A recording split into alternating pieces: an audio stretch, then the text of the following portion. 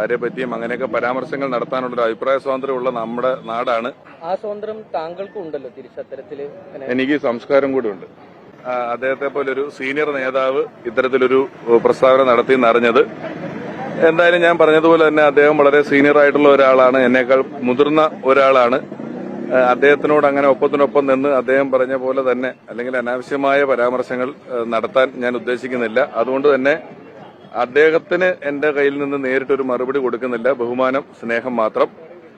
മാധ്യമങ്ങൾ എന്നുള്ള നിലയിൽ അല്ലെങ്കിൽ ഇവിടുത്തെ ജനങ്ങൾ എന്നുള്ള നിലയിൽ ആ ചോദ്യം ചോദിക്കുമ്പോൾ നമ്മുടെ കോൺഗ്രസ് ഭരിച്ച ഒരു ഇന്ത്യ അത്തരത്തിലുള്ള ഒരു അഭിപ്രായ സ്വാതന്ത്ര്യം എല്ലാവർക്കും നേരത്തെ കൊടുത്തിട്ടുണ്ട്. ആരെ പറ്റിയും അങ്ങനെയൊക്കെ പരാമർശങ്ങൾ നടത്താനുള്ള അഭിപ്രായ സ്വാതന്ത്ര്യമുള്ള നമ്മുടെ നാടാണ്. അതുകൊണ്ട് തന്നെ ആ അഭിപ്രായ സ്വാതന്ത്ര്യം ഉപയോഗിച്ച് അദ്ദേഹം അത് പറഞ്ഞോട്ടെ എന്നാണ് എനിക്ക് തോന്നുന്നത്. കുഴപ്പമൊന്നുമില്ല.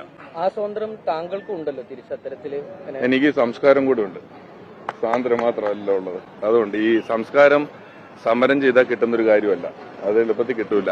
അപ്പോ ഇത്രയും നാടക കലാകാരന്മാർ, KPC പോലെയൊക്കെയുള്ള ട്രൂപ്പുകളിലെ കലാകാരന്മാർ മൈക്ക് പോലും ഇല്ലാത്തൊരു കാലത്ത് ഒരുപാട് ഉത്സവപ്പറമ്പുകളിൽ പരിപാടികൾ അവതരിപ്പിച്ച് നാടകം നടത്തിയുമെല്ലാം ആ പ്രസ്ഥാനത്തെ അത്രയും മുന്നിലേക്ക് കൊണ്ടുവന്ന ശേഷം ഇവർക്ക് എന്നു മുതലാണ് കലയും കലാകാരനും ഒക്കെ ഇത്രയും കാണാൻ വയ്യാത്ത ആളാകുന്നത്? അത് അവനവനോടൊപ്പം നിൽക്കാത്ത എല്ലാവരും വെറുക്കപ്പെടേണ്ടതാണ് എന്നുള്ളൊരു പ്രത്യയശാസ്ത്രം ഇങ്ങനെ പ്രചരിപ്പിക്കുന്നത് എന്തുകൊണ്ടാണ് എന്ന് എനിക്ക് മനസ്സിലാകുന്നില്ല സത്യത്തിൽ.